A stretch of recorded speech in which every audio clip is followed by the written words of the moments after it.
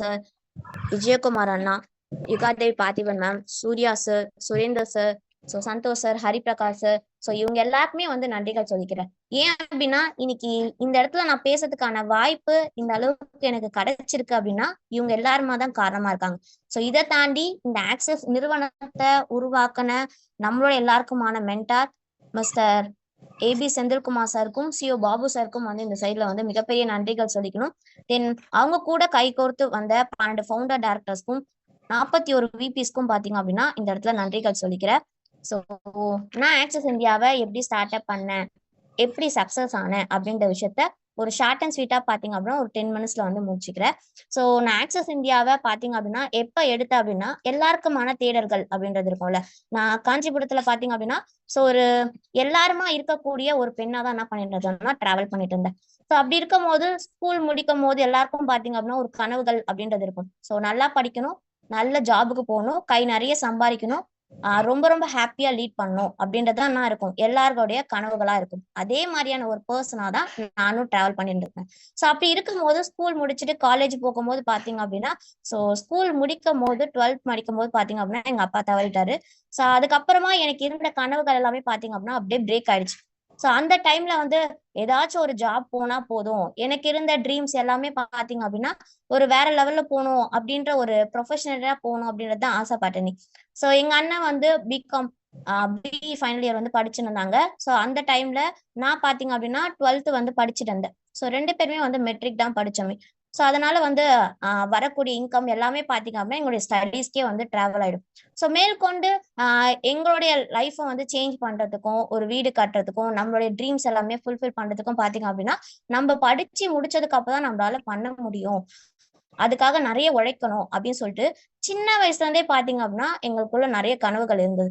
அப்படி இருக்கும் போது பாத்தீங்க அப்படின்னா 12th முடிச்ச உடனே ஒரு நல்ல காலேஜ் போக போறோம்டா, ஜாலியா என்ஜாய்மெண்ட் பண்ணலாம் நம்ம லைஃப். எனக்கு சென்னையில படிக்கணும்னு ஆசையே. அதனால எங்க அப்பாவும் சரின்னு ஒத்துக்குனாங்க. அதுக்கப்புறம் பாத்தீங்க அப்படின்னா நான் 12th முடிக்கிறதுக்குள்ளேயே அக்டோபர் 13 பாத்தீங்க அப்படின்னா 2018ல எங்க அப்பா இறந்துட்டாங்க ஹார்ட் அட்டாக்ல திடீர்னு.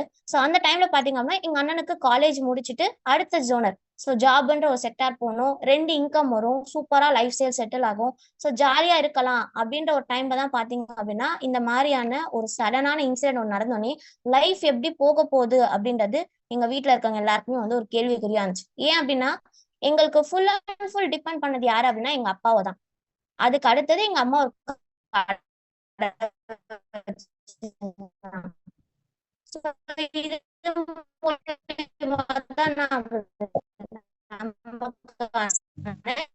இன்கம் அப்படின்ற சோர்ஸ் வந்து அந்த வீட்டை நான் ஸ்கூல் முடிச்சுட்டு காலேஜ் போகணும் அப்படின்ற போது பெரிய லெவல் எல்லாம் நான் இல்லைன்னா சப்போர்ட் அப்படின்றது எனக்குள்ள வந்து கிடைச்சது. என்ன அப்படின்னா நீங்க நல்லா படிச்சா என்ன பண்ணலாம், நல்ல மெரிட்ல வந்து பாஸ் பண்ணி போகலாம் அப்படின்னும் போது அங்க இருக்கக்கூடிய டைமிங்ல பாத்தீங்க அப்படின்னா என்னால என்ன பண்ண முடியல, ஸ்டடீஸ்ல கான்சென்ட்ரேட்ல பண்ண முடியல. அப்படி இருந்தும் 600க்கு பாத்தீங்க அப்படின்னா 506 எடுத்து மெரிட்ல பாத்தீங்க அப்படின்னா 80% ஸ்காலர்ஷிப்ல வந்து செலக்ட் ஆகி போனேன். அதுல 50% என்ன ஆச்சுன்னா நமக்கு 80% வந்து பாதி அமௌண்ட் ரெடியூஸ் ஆகி மீதி அமௌண்ட் மட்டும் பே பண்ணி போனேன். அதுக்கப்புறமா எனக்கு என்ன சொன்னாங்க அப்படின்னா நீங்க இந்த வாட்டி ஸ்காலர்ஷிப்ல வந்துட்டீங்க, ஒரு வாட்டியும் நீங்க ஸ்காலர்ஷிப் எடுக்கணும் அப்படின்னா கிளாஸ்ல வந்து ஃபர்ஸ்ட் 3 நபர்களா வரணும், அப்படி வந்தா மட்டும் தான் உங்களுக்கு ஸ்காலர்ஷிப் கண்டினியூ ஆகும். அப்பதான் ஒரு வருஷத்துக்கான ஃபீஸ் 40,000 ரூபாய் போது உங்களால ஒரு 15,000 ரூபாய் கட்ட முடியும். அப்பதான் உங்களால என்ன பண்ண முடியும், அது கட்டி காலேஜ் ரன் பண்ண முடியும் அப்படின்னும் போது என்ன படிக்க வச்சது எங்க அம்மா. யார்கிட்ட இருந்தும் செக்டார்ல இருந்து எனக்கு வாங்கணும் அப்படின்றது கிடையாது. எங்க அம்மா கிட்ட நான் சொல்லும் போதே என்ன சொன்னேன்னா உன்னால படிக்க வைக்க முடியும் அப்படின்னா என்ன பண்ணு, என்ன இந்த காலேஜ் சேரு, இல்லைன்னா என்ன பண்ண மாட்டேன், நான் படிக்க மாட்டேன், நான் கவர்மெண்ட் காலேஜ் சேர்ந்துக்கிறேன் அப்படின்னு சொன்னேன். அப்படி இருக்கும்போது எங்க அம்மா நீ படி அப்படின்னு சொல்லிட்டு சேர்த்தாங்க. ஃபர்ஸ்ட் இயர் பாத்தீங்க அப்படின்னா ஒரு 15,000ல என்ன பண்ணேன், ஸ்காலர்ஷிப் பேசஸ்ல நான் போனேன், காலேஜ் ஸ்டார்ட் அப் பண்ணேன், பிகாம் ஜாயின் பண்ணேன். அதுக்கப்புறமா அடுத்த செம் பாத்தீங்க அப்படின்னா எதிர்பார்க்கவே இல்ல, என்னோட கிளாஸ்ல முதல் மார்க் என்னுடைய மார்க்கா வந்துச்சு. மறுபடியும் பாத்தீங்க அப்படின்னா எனக்கு 80% ஸ்காலர்ஷிப் கிடைச்சது. அந்த இயர் வந்து சக்சஸ்ஃபுல்லா கம்ப்ளீட் பண்ணேன். நெக்ஸ்ட் இயர்ல இருந்து பாத்தீங்க அப்படின்னா லாக்டவுன் பீரியட். என்னதான் மார்க் எடுத்தாலும் நமக்குன்னா அது ஆன்லைன் கிளாஸ் அப்படின்னால ஸ்காலர்ஷிப் எல்லாம் வந்து கிடைக்காது. அப்படி இருக்கும் போதுதான் எனக்கான ஒரு தேடல் இருந்தது. ஓகே, நம்மளோட இன்கம் நம்ம என்ன பண்ணிக்கணும், நம்மளே கட்டிக்கணும். ஃபீஸ் கட்டணும் அப்படின்னா என்ன பண்ணக்கூடாது, அம்மாவையோ அண்ணாவையோ டிபெண்ட் பண்ணக்கூடாது அப்படின்னு சொல்லிட்டு எங்க அண்ணன் பாத்தீங்கன்னா காலேஜ் முடிச்சதுக்கு அப்புறமா ஒரு பிரைவேட் செக்டார்ல வந்து கன்சல்டன்ட்ல ஒரு எம்என்சி கம்பெனில வந்து கேம்பஸ்ல பேஸ் பண்ணி அப்படின்னா ஒரு ஜாப் வந்து போனாங்க. அவங்களுக்கு சேலரி பாத்தீங்கன்னா ஸ்டார்டிங்ல ஒரு 15,000 ஒரு ஜிஐடி ரோல்ல வந்து போனாங்க. சோ அதுக்கப்புறம் பாத்தீங்கன்னா லாக்டவுன் பீரியட் வந்தோடனே வெளியில வந்து அனுப்புறதுக்கு பயப்பட்டாங்க எங்க அம்மா. நீ வெளியில எல்லாம் வந்து ஜாப் எல்லாம் போக வேணாம் அப்படின்னு சொல்லிட்டு எங்க அம்மா என்ன பண்ணாங்க, இல்ல நீ போக வேணாம் அப்படின்னு சொல்லிட்டு நாங்க 2 பேருமே நிறுத்திட்டோம். அதுக்கப்புறமா எங்க கடையில இருக்கக்கூடிய இன்கம் தான் பாத்தீங்க அப்படின்னா எங்க 2 பேரையும் எங்க 3 பேரையும் லைஃப் ஸ்டைல வந்து ரன் பண்றதுக்கான ஒரு காரணமா இருந்துச்சு. அந்த டைம்ல தான் நான் என்ன தேடினேன் அப்படின்னா, இன்னைக்கு சும்மா தானே இருக்கிறோம், நம்ம ஒரு வெளியில ஒரு ஜாபுக்கு போலாம் அப்படின்னும் போது வெளியில வந்து எங்க அம்மா வந்து பயப்பட்டாங்க.